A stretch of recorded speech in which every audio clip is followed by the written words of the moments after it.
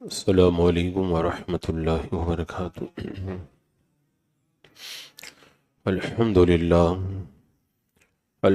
للہ رب العالمین، والصلاة والسلام علی من کان نبیا وآدم بین الماء والطین، وعلی آلہ واصحابہ وازواجہ واہل بیتہ اجمعین، اما بعد، اعوذ باللہ من الشیطان الرجیم، بسم اللہ الرحمن الرحیم۔ وَلَنَبْلُوَنَّكُمْ بِشَيْءٍ مِّنَ الْخَوْفِ وَالْجُوعِ وَنَقْصٍ مِّنَ الْأَمْوَالِ وَالْأَنفُسِ وَالثَّمَرَاتِ وَبَشِّرِ الصَّابِرِينَ۔ صدق اللہ مولانا العظیم، وصدق رسولہ النبی الامین المتین الکریم، ونحن علی ذلک لمن الشاہدین والشاکرین، والحمد للہ رب العالمین۔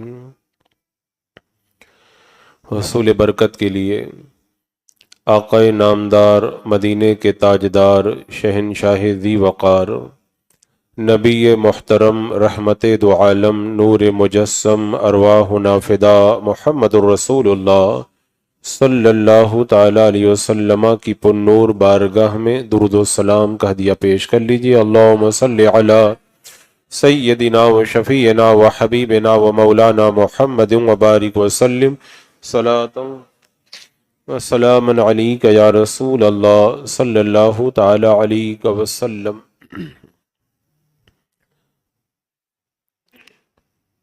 قتل حسین اصل میں مرگ یزید ہے، اسلام زندہ ہوتا ہے ہر کربلا کے بعد۔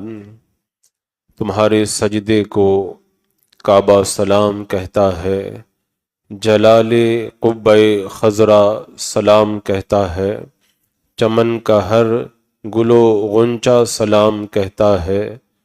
حسین تم کو زمانہ سلام کہتا ہے، تمہیں فلک کے ستارے سلام کہتے ہیں، تمہیں حرم کے مینارے سلام کہتے ہیں، تمہیں قرآن کے پارے سلام کہتے ہیں، امام تم کو مدینہ سلام کہتا ہے۔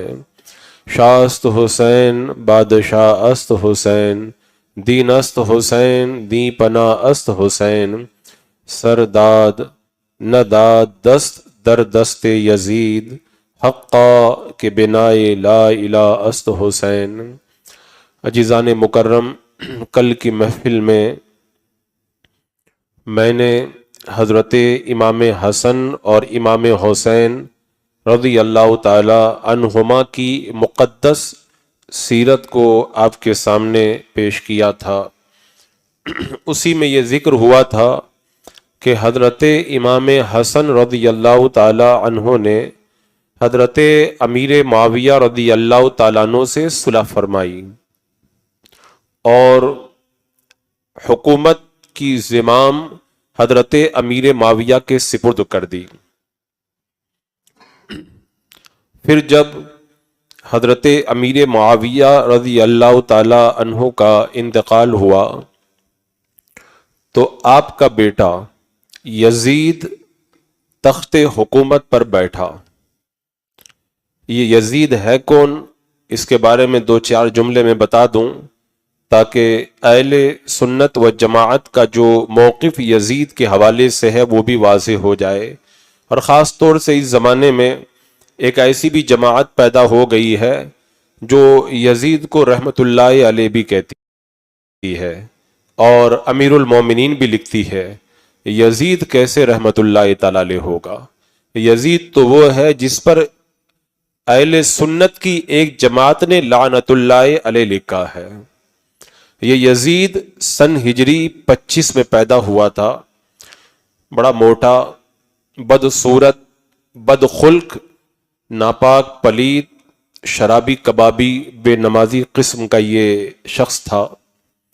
یزید یہ وہی شخص ہے جس کے بارے میں حضرت عبداللہ بن حنظلہ رضی اللہ تعالیٰ عنہ نے کہا تھا کہ ہم نے یزید کے خلاف اس وقت علم بغاوت کو بلند کیا جب ہم کو یہ لگا کہ یزید کی بدکاریوں کی وجہ سے اللہ تبارک و تعالی ہم پر آسمان سے پتھر برسا دے گا۔ لوگ ماؤں بہنوں اور بیٹیوں سے نکاح کر رہے تھے، شریعت کی حرمتوں کو پامال کیا جا رہا تھا اور شریعت مطہرہ کے خلاف عام طور پر کھلی خلاف ورزی کی جا رہی تھی۔ اور حضرت ابو ہریرہ رضی اللہ تعالیٰ عنہ جو اسرار نبوت کو جاننے والے تھے، وہ خود فرماتے تھے، اللہ کی بارگاہ میں دعا کرتے تھے، اے پروردگار عالم مجھے سن ہجری 60 کے آغاز اور لونڈوں کی حکومت سے بچا۔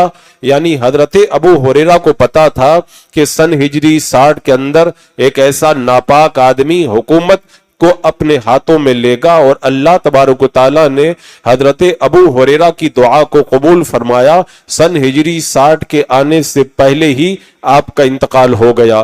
یہ یزید وہی ہے جس کے بارے میں میرے آقا صلی اللہ تعالی علیہ وسلم نے فرمایا تھا کہ میری امت عدل و انصاف پر قائم رہے گی، ان میں سب سے پہلے رخنا ڈالنے والا بنی امیہ کا ایک شخص ہوگا جس کا نام یزید ہوگا۔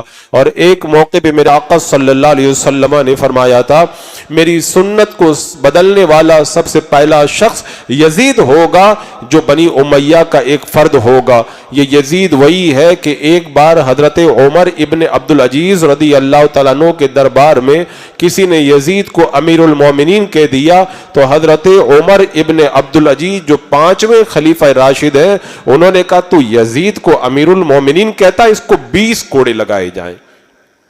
یہ یزید وہی ہے جس کے بارے میں حضرت امام احمد بن حنبل رضی اللہ تعالیٰ عنہ اور اہل سنت کی علماء کی ایک جماعت نے کہا ہے وہ کافر ہے، اس پر اللہ کی لعنت ہے۔ لیکن ہمارے امام اعظم ابو حنیفہ رضی اللہ تعالیٰ عنہ فرماتے ہیں یزید کا فسق و فجور تو متواتر ہے، بلا شبہ وہ فاسق و فاجر ہے، لیکن اس کا کفر متواتر طور پر ثابت نہیں ہے، لہذا نہ اس کو ہم مومن کہیں گے نہ کافر کہیں گے بلکہ سکوت کریں گے۔ ہاں یہ کہیں گے وہ ناپاک اور پلید ہے، فاسق و فاجر ہے، شرابی اور کبابی ہے۔ یہ یزید وہی شخص ہے جس کے بارے میں علماء کرام نے مختلف مقامات پر نہ جانے کیسے کیسے وہ کلام لکھے جس کا واقعی وہ مستحق تھا۔ تو جب حضرت امیر معاویہ رضی اللہ تعالیٰ عنہ کا جب انتقال ہوا تو یہ یزید تخت حکومت پر بیٹھا، اور یزید کا حال آپ کو معلوم ہے، یہ بدبخت وہی ہے جس نے معاذ اللہ حملہ کروایا تھا مکہ المکرمہ پر، مدینہ منورہ پر۔ مدینہ منورہ کے اندر میرے آقا صلی اللہ علیہ وسلم کی مسجد اس بدبخت کی وجہ سے 3 دن تک بغیر نماز کے رہی۔ اللہ کے رسول علیہ السلام کی مسجد کے اندر گھوڑے باندھے گئے جن کا پیشاب اور لید منبر رسول پر پڑا۔ مدینہ منورہ کی پاک باز عورتوں کو 3 دن تک اس پلید نے اپنے لشکر پر حلال کر دیا، معاذ اللہ رب العالمین۔ بے شمار سینکڑوں صحابہ اور تابعین کو شہید کیا گیا۔ خانہ کعبہ پر آگ کے گولے برسائے گئے جس سے خانہ کعبہ کا غلاف جل گیا، خانہ کعبہ کے ستون جو ہے وہ شکستہ ہو گئے، اور خانہ کعبہ کے اندر اور مکہ شریف کے اندر رہنے والے کئی ہفتوں تک پریشانی کا شکار رہے، گھروں سے نکلنا مشکل ہو گیا۔ یزید کی ناپاکیاں، اس کے مظالم کی داستان بڑی لمبی ہے، لیکن آگے بڑھنے سے پہلے میں یہ بات بھی آپ کو بتا دوں، یزید گرچہ ناپاک ہے، وہ پلید ہے، شرابی کبابی، جو کچھ بھی جس چیز کا وہ مستحق ہے وہ ہے، لیکن بیٹے کے برا ہونے کی وجہ سے ہم صحابی رسول یزید کے باپ حضرت امیر معاویہ رضی اللہ تعالیٰ عنہ کی شان میں کوئی گستاخی نہیں کریں گے، کیونکہ وہ صحابی رسول ہے۔ ہوتا ہے اللہ تبارک و تعالیٰ اچھوں کے گھروں میں بروں کو پیدا کر دیتا ہے اور بروں کے گھروں میں اچھوں کو پیدا کر دیتا ہے۔ جب حضرت نوح علیہ السلام اللہ کے نبی ہیں، ان کے گھر میں کنعان کافر پیدا ہو جاتا ہے، اور فرعون کے گھر میں رہنے والی آسیہ اللہ کی ولیہ ہو سکتی ہے۔ تو یزید تو تھا ناپاک، لیکن یزید کے باپ حضرت امیر معاویہ رضی اللہ تعالیٰ عنہ یہ صحابی رسول ہے۔ کوئی یزید کی ناپاکیوں کی وجہ سے صحابی رسول کی شان میں بدتمیزی نہ کرے، ورنہ دنیا بھی تباہ ہوگی اور آخرت بھی تباہ ہو جائے گی۔ میں کربلا کا سفر بیان کرنے سے پہلے چند جملے حضرت امیر معاویہ کے بارے میں بتا دوں تاکہ اگر کسی کا ذہن خراب ہے تو وہ ذہن صاف ستھرا ہو جائے۔ حضرت امیر معاویہ وہ ہے جن کے بارے میں میرے آقا صلی اللہ تعالی علیہ وسلم نے دعا کی تھی، اے اللہ تو معاویہ کو ہادی بنا دے، مہدی بنا دے، یعنی لوگ ان کے ذریعے ہدایت پائیں۔ اللہ کے رسول علیہ السلام نے دعا فرمائی تھی، اے اللہ تو معاویہ کو حساب کا علم عطا فرما اور انہیں جہنم کے عذاب سے بچا۔ میرے آقا صلی اللہ تعالی علیہ وسلم کی دعا رد نہیں ہوتی ہے۔ اللہ کے رسول نے جہنم کے عذاب سے نجات کے لیے حضرت امیر معاویہ کے لیے دعا فرما دی تو بات ختم ہو گئی۔ یہ حضرت امیر معاویہ وہی ہے، ان کی بہن حضرت ام حبیبہ اللہ کے رسول علیہ السلام کی زوجہ محترمہ ہے۔ ایک بار میرے آقا صلی اللہ تعالی علیہ وسلم تشریف لائے تو حضرت ام حبیبہ کی گود میں حضرت امیر معاویہ سر رکھ کر کے لیٹے ہوئے تھے۔ میرے آقا نے کہا، ام حبیبہ کیا تم معاویہ سے پیار کرتی ہو؟ کہا یہ میرے بھائی ہیں، میں اپنے بھائی سے کیوں نہ پیار کروں؟ میرے آقا نے کہا، اے ام حبیبہ معاویہ سے اللہ بھی پیار کرتا ہے اور اللہ کے رسول بھی پیار کرتے ہیں۔ جو اللہ کا پیارا ہو، رسول اللہ کا پیارا ہو، وہ ہمارا بھی پیارا ہوگا۔ ہم اپنی محبت اسی سے رکھتے ہیں جس سے اللہ کے رسول نے محبت فرمائی، اور دشمنی اسی سے رکھتے ہیں جس سے اللہ کے رسول علیہ السلام نے دشمنی فرمائی ہے۔ اور میرا رب قرآن میں فرماتا ہے وَكُلًّا وَعَدَ اللَّهُ الْحُسْنَى، اللہ تبارک و تعالیٰ نے تمام صحابہ سے حسنہ کا وعدہ کیا ہے۔ حسنہ کس کو کہتے ہیں؟ ان الذین سبقت لهم منا الحسنى اولئک انعام مبعدون، اللہ فرماتا ہے جن سے حسنہ کا وعدہ کیا گیا وہ جہنم کی آگ سے دور رکھے جائیں گے۔ لا يحزنهم الفزع الاکبر، اور وہ جہنم کی وہ قیامت کے دن جو گھبراہٹ ہوگی، گھبراہٹ ان کو رنجیدہ نہیں کرے گی۔ وتتلقاهم الملائکہ، فرشتے ان کا استقبال کریں گے۔ لا يسمعون حسیسہا، جہنم کی ہلکی سی آواز بھی نہیں سنیں گے۔ تو اللہ تبارک و تعالیٰ نے جن کے ساتھ میں حسنہ کا وعدہ کیا، فرشتے جن کا استقبال کریں، جو جہنم کی آگ سے دور رکھے جائیں، اور ہم اور آپ کون ہوتے ہیں؟ میرا رب فرماتا ہے رضی اللہ عنہم ورضوا عنہم، اللہ ان سے راضی ہوا اور وہ اللہ سے راضی ہو گئے، بات ختم ہو گئی۔ اللہ جن سے راضی ہم بھی ان سے راضی۔ یہ وہ حضرت امیر معاویہ ہے۔ میرے آقا نے فرمایا تھا جس نے مجھ کو دیکھا ہے اس کو جہنم کی آگ نہیں چھوئے گی۔ یہ حضرت امیر معاویہ رضی اللہ تعالیٰ عنہ کا مقام و رتبہ ہے۔ اللہ کے رسول صلی اللہ تعالیٰ علیہ وسلم نے صحابہ کے لیے کیسی کیسی بشارتیں عطا فرمائی۔ میرے آقا فرماتے ہیں میرے صحابہ کے بارے میں اللہ سے ڈرو، جس نے ان سے محبت کی اس نے مجھ سے محبت کی، اور جس نے ان سے دشمنی کی انہوں نے مجھ سے دشمنی کی۔ اور میرے آقا فرماتے ہیں اللہ تبارک و تعالیٰ جس کے ساتھ میں بھلائی کا ارادہ کرتا ہے ان کے دلوں میں میرے صحابہ کی محبت ڈال دیتا ہے۔ اور ایک روایت میں آتا ہے جو صحابہ اکرام کی شان میں بدتمیزی کرتے ہیں ان پر اللہ کی لعنت ہے، فرشتوں کی لعنت ہے، تمام انسانوں کی لعنت ہے۔ اللہ نہ ان کا فرض قبول فرمائے گا نہ ان کا نفل قبول فرمائے گا۔ یہ صحابہ وہ صحابہ ہیں، حضرت امیر معاویہ رضی اللہ تعالیٰ عنہ میرے آقا علیہ السلام کے وہ صحابی ہیں جو قرآن نازل ہوتا تھا تو حضرت امیر معاویہ کاتب وحی ہے، نازل ہونے والی قرآن کی آیتوں کو لکھا کرتے تھے۔ میرے آقا صلی اللہ علیہ وسلم نے حضرت امیر معاویہ کو کتنا نوازا ہے تو یزید کی بدتمیزیوں کی وجہ سے، اس کے فسق و فجور اور اس کے مظالم کی وجہ سے ہم صحابی رسول حضرت امیر معاویہ کی شان میں کبھی بھی زبان نہیں کھولیں گے۔ آج کل کچھ لوگ لوگوں کا ذہن خراب کرنے کے لیے کہتے ہیں حضرت امیر معاویہ نے حضرت امام حسن سے دشمنی کی، امام حسین سے دشمنی کی، حضرت مولا علی سے جنگ کی۔ میں کہتا ہوں تم نے تاریخ پڑھی نہیں ہے، ہسٹری پڑھی نہیں ہے۔ آئینے کو اگر ٹیڑھا رکھ کر کے دیکھو گے تو آدھا چہرہ نظر آئے گا، اور پورے زاویے سے دیکھو گے تو پورا چہرہ نظر آئے گا۔ تم نے ہسٹری اور تاریخ کا ایک باب پڑھا ہے، ایک طرف حضرت مولا علی اور حضرت امیر معاویہ کی جنگ کو پڑھا ہے، دوسری طرف یہ بھی تو دیکھو حضرت مولا علی کے ساتھ میں حضرت معاویہ رضی اللہ تعالیٰ عنہ کو پیار کتنا تھا۔ ایک بار حضرت مولا علی رضی اللہ تعالیٰ عنہ کے بارے میں کسی نے حضرت امیر معاویہ رضی اللہ تعالیٰ عنہ سے پوچھا تھا اور کہا تھا آپ افضل ہیں یا حضرت علی افضل ہیں؟ حضرت امیر معاویہ نے کہا میری بات کرتے ہو؟ حضرت علی کے نشان قدم مجھ سے اور میرے پورے خاندان سے زیادہ بہتر ہے۔ ایک بار حضرت امیر معاویہ کہتے کوئی حضرت علی کی شان میں شعر سنائے، ایک ایک شعر پر 1000 روپیہ انعام دوں گا۔ اب اس کے بعد میں لوگ حضرت علی کی تعریف کر رہے، حضرت امیر معاویہ 1000 درہم انعام میں دے رہے۔ ایک بندہ آگے بڑھا، اس نے بہت پیارا حضرت علی کی شان میں شعر سنایا، حضرت امیر معاویہ خوش ہو گئے اور ایک شعر پر 7000 درہم آپ نے اس کو انعام میں عطا فرمائے۔ ایک بار حضرت زرار نے حضرت علی کی شان میں کچھ اشعار سنائے، حضرت امیر معاویہ رو پڑے اور رو کر کے کہا حضرت علی تم نے جو تعریف کی ہے اس سے کہیں زیادہ بہتر ہے۔ اور حضرت علی کے دل میں بھی حضرت امیر معاویہ کا کتنا پیار تھا۔ جنگ ختم ہونے کے بعد میں کچھ لوگوں نے حضرت امیر معاویہ اور اہل شام کے بارے میں غلط باتیں کرنا شروع کر دیا تو حضرت علی رضی اللہ تعالیٰ عنہ نے قاصد کو بلایا اور ایک مراسلہ لکھوایا، کہا جا کے میرا پیغام سنا دو سب لوگوں کو۔ اس پیغام میں حضرت علی نے یہ لکھوایا سنو میرے اور حضرت امیر معاویہ کے درمیان